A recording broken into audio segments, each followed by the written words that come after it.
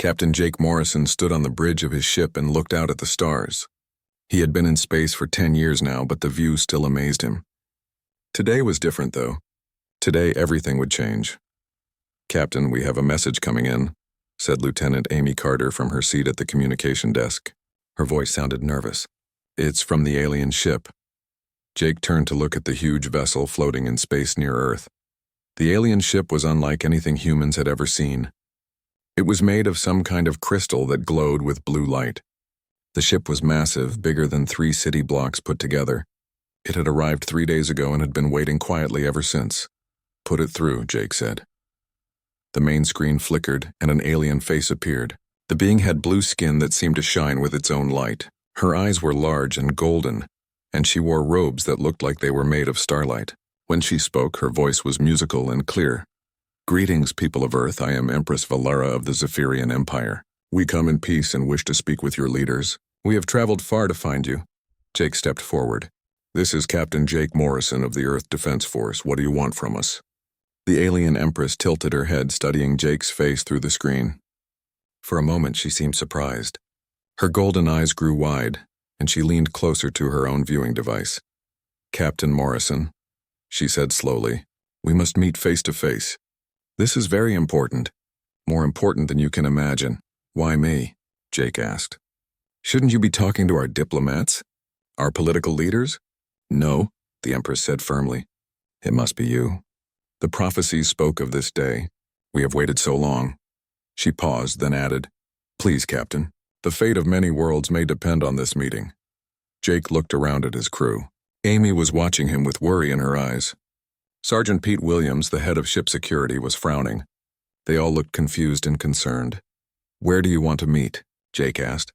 "Luna Station would be acceptable. Neutral ground, as your people say. We will send a shuttle with our delegation." "Agreed. We'll be there in 6 hours." The screen went dark. Jake stood in silence for a moment, thinking about what had just happened. Why did the aliens want to meet with him specifically? He was just a ship captain from a small town in Ohio. He had worked hard to get where he was, but he was nothing special. "Sir?" Amy said quietly. "Admiral Phillips is calling. She wants to talk to you." Jake nodded and took the call in his private office. Admiral Kate Phillips appeared on his small screen.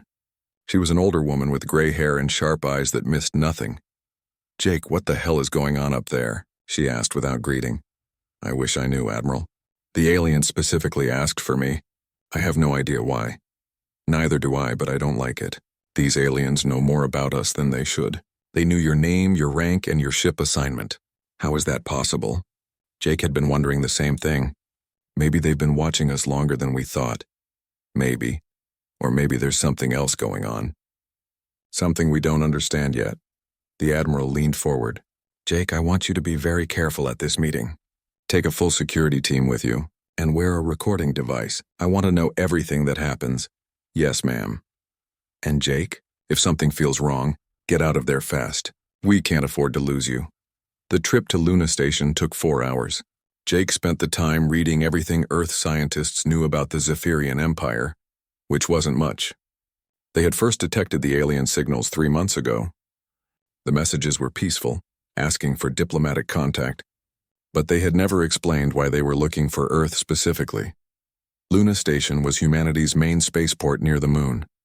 It was where all the important meetings happened when different groups needed neutral ground. The station commander, Colonel Ben Murphy, met Jake when he arrived. "The aliens are already here," Murphy said.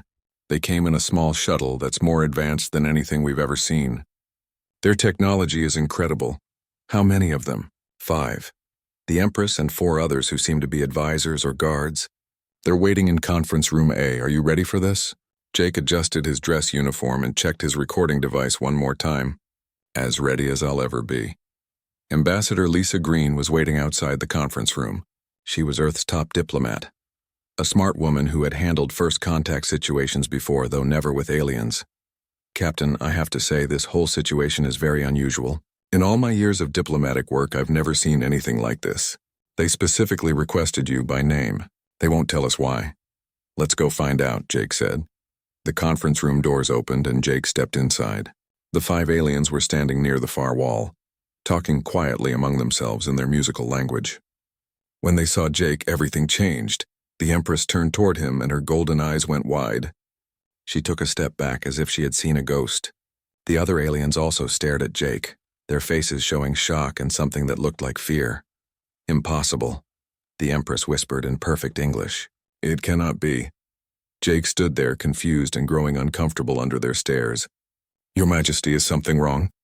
The Empress moved closer, studying his face carefully. She looked at his hair, his eyes, the shape of his nose and jaw. Then she did something that no one expected. She dropped to her knees. The other aliens immediately followed her lead, all of them kneeling before Jake. Ambassador Green made a small sound of surprise. Jake felt his heart start beating faster. "Your Majesty," Jake said, "please get up. I don't understand what's happening." The Empress looked up at him from her knees, and Jake could see tears in her golden eyes. "Forgive us, my lord," she said in a voice full of emotion. "We have waited 17,000 years for this moment. The prophecies were true. The lost prince has returned to us at last."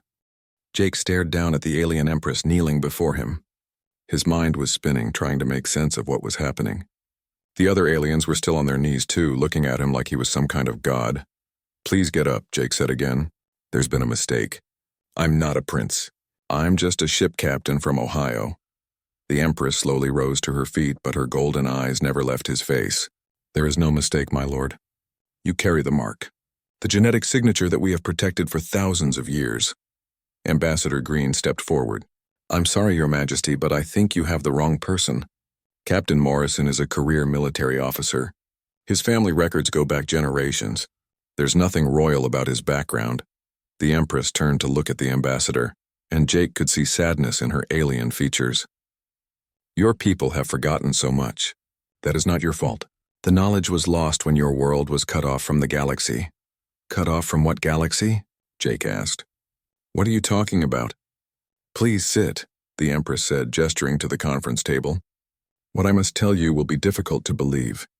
Your people's history is not what you think it is." They all sat down around the table. The Empress folded her hands and looked directly at Jake. "My name is Valara, and I am the ruler of the Zephyrian Empire. We control 47 star systems and have done so for 15,000 years. But we were not always rulers. Once we served a greater empire. A human empire." Jake felt a chill run down his spine. "That's impossible. Humans have only had space travel for about 100 years. Your current civilization has only had space travel for that long," Valara corrected. "But humanity is much older than your records show. 20,000 years ago, humans ruled most of this part of the galaxy. The Terran Empire was the greatest power the stars had ever seen." One of the other aliens, who had been silent until now, leaned forward and spoke. "I am Commander Zix, the Empress's military advisor. What she tells you is truth. We have records, artifacts, and genetic samples that prove it." Ambassador Green shook her head. "Even if that were true, which I find hard to believe, what does it have to do with Captain Morrison?" Valara reached into her robes and pulled out a small device that looked like a crystal tablet. She touched its surface and a hologram appeared above the table. It showed a man who looked remarkably like Jake, wearing elaborate robes and a crown. "This is Emperor Marcus Chen, the last ruler of the Terran Empire. He died 19,000 years ago when the Empire fell, but his bloodline survived." Jake stared at the hologram. The resemblance was striking. The man had the same dark hair, the same blue eyes, even the same strong jaw that Jake saw in the mirror every morning. "That could be a coincidence," Jake said, though his voice wasn't very confident. "It could be," Valara agreed, "but this cannot be." She touched the device again and the hologram changed to show what looked like a complex genetic chart. "This is your DNA pattern, Captain Morrison. We scanned you when our ship first detected your vessel." "You what?" Jake stood up quickly, anger flashing in his eyes. "Please do not be angry," Valara said quickly. "It is standard procedure when we encounter humans. We have been searching for genetic markers for thousands of years. The royal bloodlines carried special genetic modifications that made them different from other humans." "What kind of modifications?" Ambassador Green asked. Commander Zix answered. "Enhanced intelligence, improved physical abilities, longer lifespan, and most importantly, the ability to interface with ancient technology.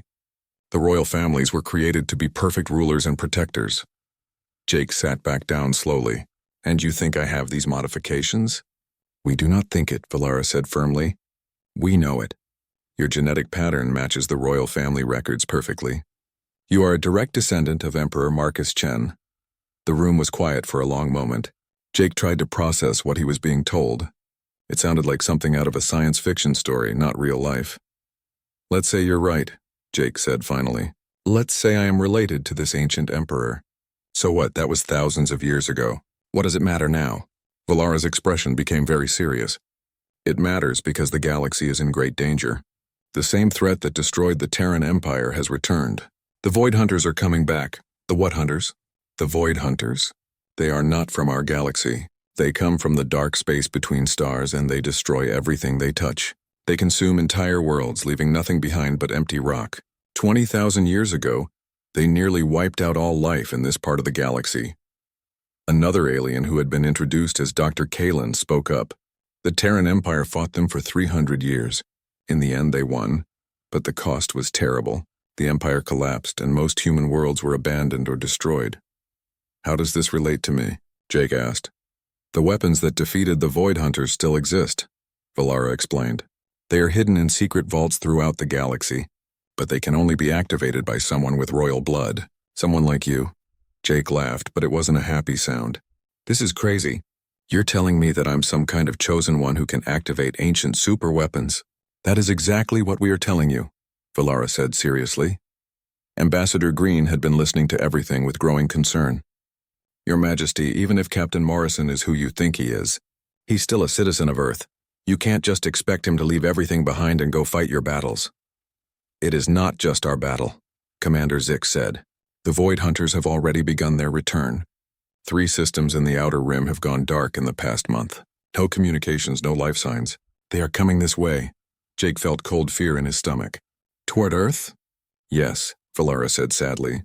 Earth is one of their primary targets. They remember the humans who defeated them before. They will want revenge. How long do we have? Jake asked. Perhaps 6 months. Maybe less. They move slowly, but they are very thorough. They will destroy everything in their path as they come toward this system. Jake stood up and walked to the window that looked out into space. He could see Earth in the distance, a blue and white marble floating in the darkness. Everything he had ever known was on that planet. His family, his friends, billions of innocent people who had no idea what was coming for them. What would you need me to do? He asked without turning around. Come with us, Valara said. Help us find the ancient weapons. Learn to use the technology that your bloodline was designed to control. Become the leader that the galaxy needs, and if I refuse? The room was silent for a long moment. Finally, Valara spoke very quietly. Then the Void Hunters will destroy everything, and this time, there will be no one left to stop them. Jake turned back to face the aliens. He looked at each of their faces, trying to see if they were lying or playing some kind of trick. But all he saw was hope mixed with desperate fear. I need time to think about this. Of course, Valara said, but please do not take too long. Every day we wait, the Void Hunters come closer. Jake nodded and headed toward the door. As he reached it, he turned back one more time. If I do this, if I go with you, will Earth be protected? We will do everything in our power to protect your homeworld, Valara promised. You have my word as Empress. Jake left the conference room with his mind spinning. In one afternoon, everything he thought he knew about himself and the universe had been turned upside down. He was supposed to be the descendant of an ancient emperor, capable of using weapons that could save the galaxy. The only problem was, he had no idea if any of it was actually true. Jake couldn't sleep. He had been lying in his quarters on Luna Station for 3 hours, staring at the ceiling and thinking about what the aliens had told him. Every time he closed his eyes, he saw the hologram of Emperor Marcus Chen, the man who looked so much like him. A soft knock on his door interrupted his thoughts. Come in, he called. Amy Carter stepped inside looking worried. She had been his communications officer for 2 years, and Jake considered her one of his best friends. Sir, are you okay? You've been quiet since the meeting with the aliens. Jake sat up on his bunk. Amy, do you think it's possible that everything we know about human history is wrong? She sat down in the chair across from him. What do you mean? The aliens say that humans used to rule a galaxy-wide empire. They say I'm descended from the royal family. It sounds impossible, but... He trailed off. But what? But they knew my name before we ever met them. They knew details about me that they shouldn't have known. And that hologram, Amy, the resemblance was incredible. Amy was quiet for a moment. Sir, even if it's true, that doesn't mean you have to do what they want. You have a life here, a career, people who care about you. Before Jake could answer, his communication device beeped. It was Admiral Phillips calling from Earth. Captain Morrison, report to Conference Room B immediately. We need to talk. Jake and Amy made their way through the station corridors. When they reached the conference room, they found Admiral Phillips waiting with Dr. Rachel Kim. Earth's top genetic scientist, Dr. Kim looked excited and nervous at the same time. Jake, sit down, the Admiral said. Dr. Kim has some test results that you need to hear. Dr. Kim activated a holographic display that showed complex genetic diagrams. Captain, I've been analyzing the DNA sample you provided. The results are extraordinary.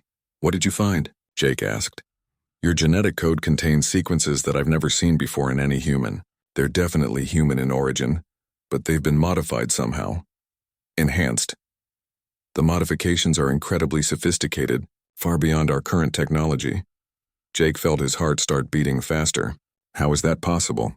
I don't know, but according to my analysis, these modifications are ancient. At least 20,000 years old, maybe older. Dr. Kim changed the display to show a comparison chart. Captain, the alien Empress gave us genetic records from their archives. Your DNA matches the pattern they have for something they call the royal bloodline, with 97% accuracy. Admiral Phillips leaned forward. Jake, there's more. We've been monitoring alien communications for the past few hours. They're not lying about the threat. We've detected massive energy signatures moving through space toward our sector. Whatever's coming, it's big. How big? Jake asked. Fleet-sized? Maybe bigger. And they're moving in a pattern that suggests they're destroying everything in their path. Dr. Kim touched her display again, showing a star map. 3 solar systems have gone completely dark in the past week. No radio signals, no light from inhabited planets, nothing. It's like they've been wiped clean. Jake stared at the map. The pattern of destruction was heading directly toward Earth's sector of space. How long until they reach us? He asked. At their current speed, about 5 months, Admiral Phillips replied. Jake, I know this is a lot to process, but we need to consider the possibility that the aliens are telling the truth.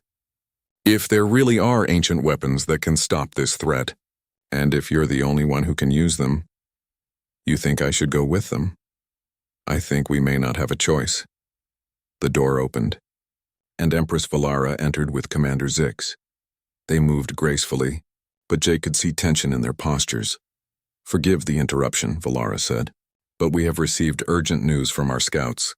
The Void Hunters have accelerated their advance. They will reach this system in 3 months, not 6. The room went silent. Jake felt like ice water was flowing through his veins. 3 months? Dr. Kim whispered, yes, and there is something else. They have sent a message ahead of their fleet. They know about Earth, they know about humans. This is not a random attack. They are coming here specifically for revenge. Admiral Phillips stood up quickly. Revenge for what? Commander Zix answered. For being defeated 20,000 years ago. The Void Hunters have very long memories and they do not forgive. Jake closed his eyes and tried to think clearly. 3 months. That wasn't enough time to evacuate Earth. Even if they had somewhere to go, it wasn't enough time to build defenses. That could stop a fleet capable of destroying entire solar systems. Tell me more about these ancient weapons, he said to Valara. They are called the Sentinel Array. Automated defense systems built throughout the galaxy by the Terran Empire. Each system contains weapons powerful enough to destroy entire fleets, but they have been dormant for thousands of years. Why haven't you activated them before now? Because they required genetic authorization from the royal bloodline. The technology was designed so that only the Emperor or his descendants could control it. It was meant to prevent the weapons from being used by enemies who might capture them. Dr. Kim looked at her genetic charts again. Captain, based on what I'm seeing in your DNA, you should be able to interface directly with advanced technology. The modifications in your genes appear to be designed for that purpose. Jake opened his eyes and looked around the room at all the faces watching him. These people were depending on him to make a decision that could save or doom billions of lives. Where is the nearest Sentinel station? He asked. The Arcturus system, Valara replied. It contains the master control station for this entire sector. If we can activate it, the other station should come online automatically. How long to get there? In our ship, 4 days. Jake stood up and walked to the window again. He could see the alien vessel floating nearby, its crystal hull glowing softly in the starlight. 4 days to reach weapons that might save the galaxy. 3 months before Earth would be destroyed if they failed. "Admiral," he said without turning around. "I need to ask for leave from the Earth Defense Force." "Jake, you don't need to ask." "This is bigger than military protocol. If you can stop this threat, you have my full authorization to do whatever it takes." Jake turned back to face Valara. "If I go with you and if I can activate these weapons, will it be enough to stop the Void Hunters?" The Sentinel array was designed specifically to fight them. It stopped them before, but... Valara hesitated. "But what?" "But using the technology will change you. The genetic modifications in your bloodline are dormant right now. Activating the ancient systems will awaken them fully. You may not be the same person when it's over." Jake thought about his quiet life as a ship captain. He thought about his family back on Earth, who still believed he was just their ordinary son who had joined the military. He thought about Amy and Pete and all his other friends who trusted him to make the right decision. "What kind of changes?" he asked. Commander Zix answered. "Enhanced physical abilities, increased intelligence, and direct neural interface with technology. The royal bloodlines were designed to be perfect leaders and warriors. But the process of awakening these abilities can be intense." "Will I still be me?" "You will still be Jake Morrison," Valara said gently. "But you will also be something more. Something that your ancestors were meant to be." Jake looked at Amy, who was watching him with tears in her eyes. He looked at Admiral Phillips, who nodded encouragingly. He looked at Dr. Kim, who was studying her genetic charts with fascination and fear. Finally, he looked back at Valara. "When do we leave?" Relief flooded the alien empress's face. "As soon as you are ready, my lord." "I'm not a lord," Jake said firmly. "I'm Captain Morrison, and I'll do this, but I do it as a human defending his home, not as some ancient emperor." "As you wish, Captain Morrison," Valara said with a slight smile. "But I think you will find that the two things are not so different." Jake nodded and turned to Amy. "I want you to come with me." "Sir?" "If I'm going to change into something different, I want someone there who remembers who I used to be. Someone I trust to keep me grounded." Amy straightened up. "Yes, sir. I wouldn't let you do this alone anyway." Jake looked around the room one more time. In a few hours, he would leave the solar system for the first time in his life. He would travel to alien worlds and try to awaken weapons that hadn't been used for 20,000 years. He would risk everything on the chance that he really was the descendant of an ancient emperor. But looking out at Earth floating in the distance, he knew he didn't have a choice. Someone had to try to save it. He just hoped he was strong enough to handle whatever he was about to become. The journey to the Arcturus system was unlike anything Jake had ever experienced. The Zephyrian ship called the Starsinger moved through space in ways that human technology couldn't match. Instead of the long, slow acceleration that human ships required, the Starsinger seemed to fold space around itself, jumping from one point to another in seconds. Jake stood on the ship's bridge, watching stars blur past the viewing windows. Amy was beside him, looking amazed and slightly sick from the strange movement through space. "How does it work?" Jake asked Valara, who was monitoring their progress from a crystal control station. "The technology is based on principles your scientists have not discovered yet," she explained. "Space and time can be manipulated if you understand their true nature. The Terran Empire taught us this thousands of years ago." Commander Zix approached them with a worried expression. "My Empress, we have a problem. Our long-range sensors are detecting Void Hunter scout ships in this system." Jake felt his stomach drop. "They're already here?" "Not the main fleet," Zix explained. "But they send scouts ahead to prepare their attacks. They know we are coming." Valara's face became very serious. "How many ships?" "At least 12. They are moving to intercept us before we reach the Sentinel station." Jake looked out at the stars, trying to spot the enemy ships. "What do Void Hunter ships look like?" "You will know them when you see them," Valara said grimly. "They are not built like normal ships. They are grown." The ship's alarm system began making soft musical sounds. On the main display, Jake could see dark shapes moving between the stars. At first, they looked like shadows, but as they got closer, he could see that they were actual vessels. The Void Hunter ships were horrible to look at. They seemed to be made of black metal that absorbed light instead of reflecting it. Their hulls were covered with spines and ridges that made them look like enormous insects. As Jake watched, one of the ships opened what looked like a mouth, revealing rows of metal teeth. "Those things are alive?" Amy whispered. Partly, Dr. Kalen said from her station. The Void Hunters combine organic and mechanical technology. Their ships are as much creature as machine. Can we fight them? Jake asked. The Star Singer is a diplomatic vessel, Commander Zix explained. We have some weapons, but not enough to fight 12 hunter ships. Then we run, Valara decided. Full speed to the Sentinel station. If we can reach it before they intercept us. The ship lurched as the first enemy weapons struck their shields. Jake grabbed a support rail to keep from falling. Through the windows, he could see beams of dark energy reaching out from the hunter ships like hungry tentacles. Shields are holding, reported one of the Zephyrian crew members, but they will not last long under this kind of attack. Jake watched the tactical display showing their position relative to the Sentinel station. They were still an hour away at current speed, but the Void Hunter ships were closing fast. Can we go faster? He asked. Not without risking damage to the fold drive, Valara replied. If it fails, we will be stranded here. Another impact shook the ship, this one stronger than the first.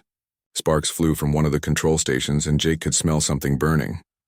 Empress, Zix called out. The lead hunter ship is charging some kind of weapon. Energy readings are off the scale. On the display, Jake could see one of the black ships beginning to glow with purple light. The glow was concentrated at what looked like a cannon on the front of the vessel. Evasive maneuvers, Valara ordered. The Star Singer twisted through space, but the hunter ship fired anyway. A beam of purple energy passed so close to them that Jake could feel heat through the hull. Where the beam touched a nearby asteroid, the rock simply vanished. What was that? Amy asked, her voice shaking. Void weapon, Dr. Kalen explained. It doesn't just destroy matter. It removes it from existence completely. Jake stared at the empty space where the asteroid had been. Nothing was left, not even dust. If that beam hit their ship, they wouldn't just die. They would cease to exist entirely. How much longer to the station? He asked. 43 minutes, Valara replied, but her voice didn't sound confident. The ship shook again as more weapons hit their shields. Jake could see warning lights beginning to flash on several control panels. Shields down to 60%, someone reported. Jake made a decision. Valara, I need to know more about this Sentinel station. What exactly am I supposed to do when we get there? There is a control chamber in the center of the station. It contains an interface designed for the royal bloodline. When you touch it, your genetic modifications should activate and you should be able to control the station's weapons. Should? Jake didn't like the uncertainty in her voice. The technology is 20,000 years old, Commander Zix explained. We know how it was designed to work, but we have never seen it activated. Another blast hit them, and this time Jake could hear metal groaning somewhere in the ship. The lights flickered for a moment. Shields down to 40%. Jake looked at Amy, who was holding onto her chair with white knuckles. Amy, when we get to that station, I want you to stay on the ship. Sir, with respect, that's not happening. If you're going in there, I'm going with you. It could be dangerous. We don't know what activating this technology will do to me. That's exactly why I need to be there, Amy said firmly. Someone needs to watch your back. The ship lurched violently and Jake heard the sound of something breaking. Emergency lights came on, bathing everything in red. Shields down to 20%, came the report. Hull breach on deck 4. How much longer? Jake asked again. 28 minutes, Valara replied. Jake did some quick math in his head. At the rate their shields were failing, they had maybe 15 minutes before the ship was destroyed. They weren't going to make it. Is there any way to contact the Sentinel station from here? He asked. Not without the proper authorization codes, Dr. Kalen replied. The station has been dormant for thousands of years. It will not respond to standard communications. Jake closed his eyes and tried to think. There had to be something they could do. Some way to reach the station before the Void Hunters destroyed them. Suddenly, he had an idea. Valara, you said my genetic modifications would let me interface with ancient technology. Does that include long-range communication? Possibly, but you would need to be in direct contact with a compatible system. Jake looked around the bridge. Is there anything on this ship that's compatible? The navigation system uses some ancient technology, Commander Zix said slowly. It was built using plans recovered from Terran archives. Can you connect me to it? Valara and Zix exchanged glances. It would be very dangerous, Valara warned. If your modifications are not fully active yet, the interface could damage your mind. The ship shook again, and Jake could hear new alarms going off. Shields down to 10%. We're going to die anyway if we don't try something, Jake said. He looked at Amy. Do it. Zix led him to a panel near the navigation station. Place your hands here, he instructed, indicating 2 crystal pads. Try to clear your mind and focus on reaching the Sentinel station. Jake put his hands on the crystals. At first, nothing happened. Then he felt a strange tingling sensation, like electricity running through his fingers. The tingling grew stronger, spreading up his arms and into his head. Suddenly, Jake's vision exploded with light and information. He could see the entire star system laid out before him like a map. He could sense the Void Hunter ships, dark spots moving through space like infections. And there, at the edge of his perception, he could feel something vast and ancient stirring. The Sentinel station was waking up. Jake focused all his will on reaching out to that distant presence. This is Captain Jake Morrison, he thought as clearly as he could. Descendant of Emperor Marcus Chen, I need your help. For a moment, nothing happened. Then a voice spoke in his mind, ancient and powerful. Confirmed. Royal genetic signature detected. Sentinel Station Arcturus coming online. Defensive protocols activating. Jake opened his eyes and found himself lying on the floor of the bridge. Amy was kneeling beside him, looking worried. Sir, are you okay? You've been unconscious for 2 minutes. Jake sat up slowly. His head was pounding, but he felt different somehow. Stronger. More aware. Look at the display, he said. On the tactical screen, new contacts were appearing throughout the system. Dozens of them moving toward the Void Hunter ships with incredible speed. What are those? Amy asked. Valara was staring at the display with amazement. Sentinel drones. The station is deploying its automated defenses. As they watched, the new contacts engaged the Void Hunter ships. Beams of brilliant white light lanced out from the drones, striking the black vessels. Where the light touched them, the Hunter ships began to dissolve. My lord, Valara said, turning to Jake with wonder in her eyes. You did it. You awakened the defenses. Jake stood up, still feeling shaky but oddly energized. This is just the beginning, he said. We still need to reach the station and activate the main weapons. The real fleet is still coming. But as he watched the last of the Void Hunter scout ships being destroyed by the ancient drones, Jake felt something he hadn't expected. He felt like he was coming home.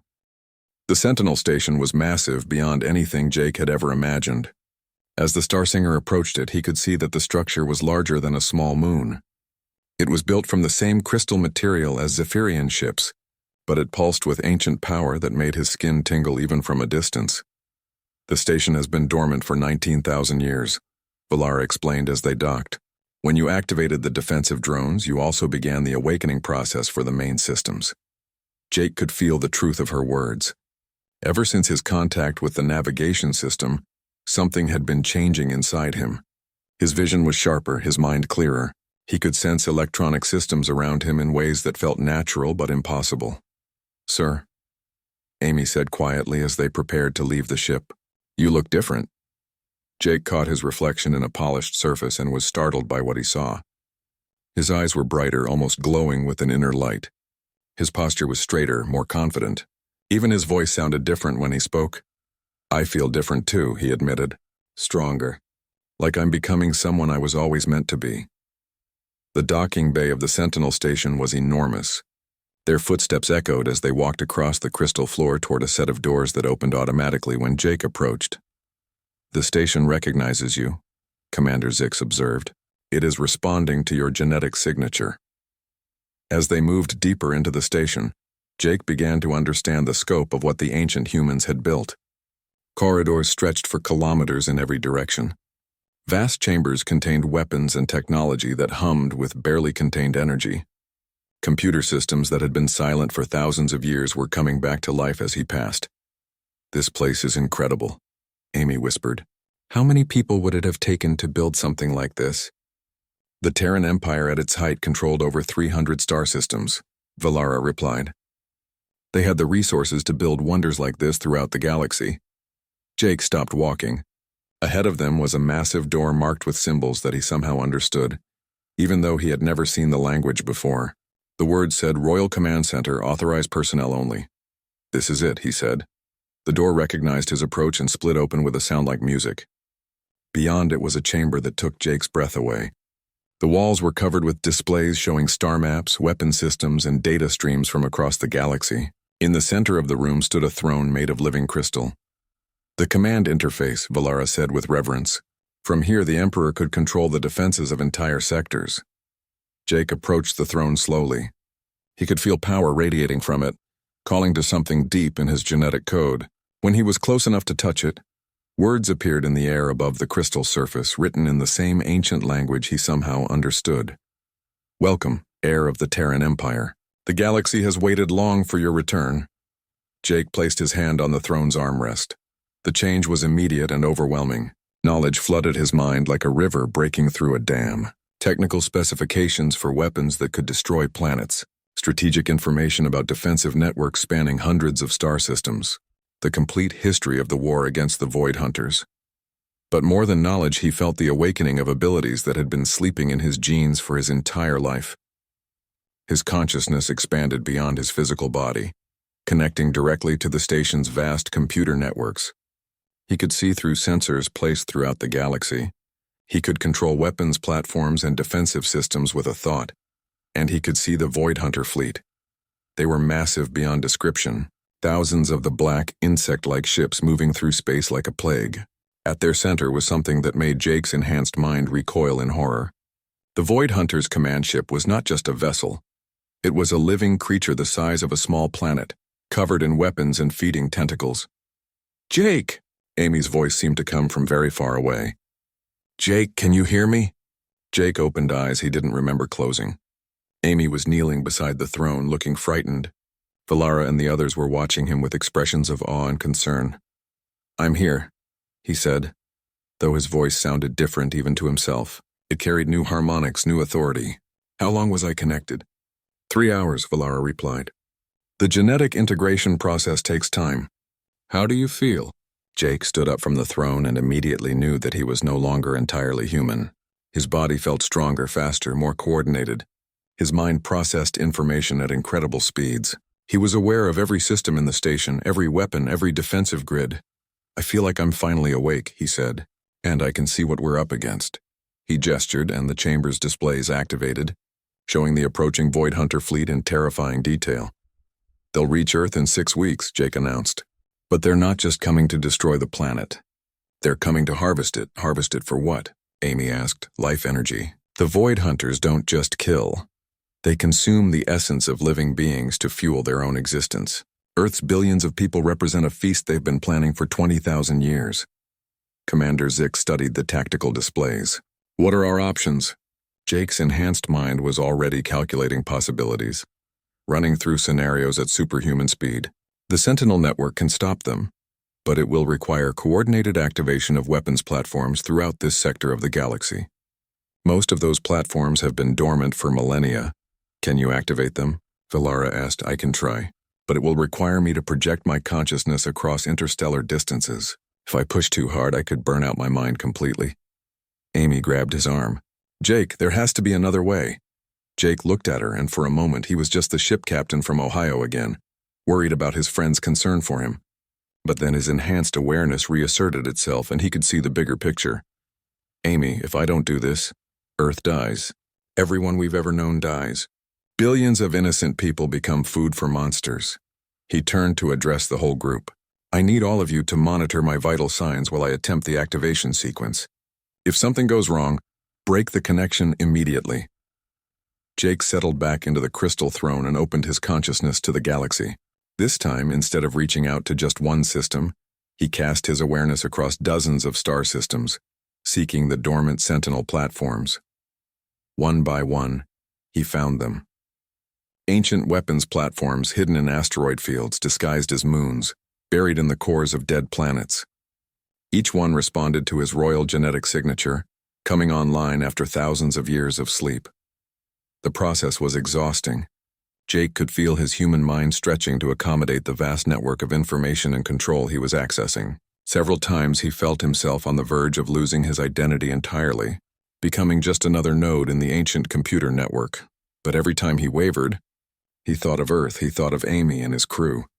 He thought of his parents back home, who had no idea their son was fighting for the survival of the human race. Finally, after what felt like hours, the last platform came online. Jake opened his eyes to find himself surrounded by worried faces.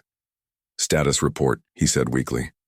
All Sentinel platforms in this sector are now active, Valara reported with amazement. You did it. The network is operational. Jake tried to stand and nearly fell. Amy caught him, and he was grateful to feel her solid human presence. The platforms are active, but they need targeting information, he explained. I have to coordinate their attack when the Void Hunter fleet arrives. That's still 6 weeks away, Amy pointed out. You need rest, Jake shook his head. There's no time for rest. I can see their advanced scouts already probing our defenses. They know something has changed. They're going to accelerate their attack. As if summoned by his words, new contacts appeared on the tactical displays. Void Hunter ships were emerging from dark space at the edge of the solar system. They're here, Jake said grimly. He settled back into the throne one final time. This would be the real test, not just activating ancient weapons, but using them to coordinate a galaxy-wide defense against an enemy that had nearly won once before. Jake's consciousness expanded across the Sentinel network. Through hundreds of weapons platforms, he could see the Void Hunter fleet spreading through space like a cancer. But this time humanity was ready. Fire, he commanded, and the galaxy lit up with the fury of weapons that had slept for 20,000 years. Ancient particle beams lanced across space, striking Void Hunter ships and reducing them to atoms. Gravity weapons created artificial black holes that swallowed entire squadrons. Energy fields that could manipulate matter at the quantum level turned the enemy's own weapons against them. The battle raged for hours. Jake fought like the emperor he had never known he was, commanding resources across dozens of star systems, coordinating attacks that spanned light years of space. When it was over, the Void Hunter fleet was nothing but debris floating in the darkness. Their planet-sized command ship had been destroyed by concentrated fire from 30 Sentinel platforms, its death scream echoing across subspace. Jake opened his eyes for the final time and smiled at Amy. It's over, he said. Earth is safe. But even as he spoke, Jake knew that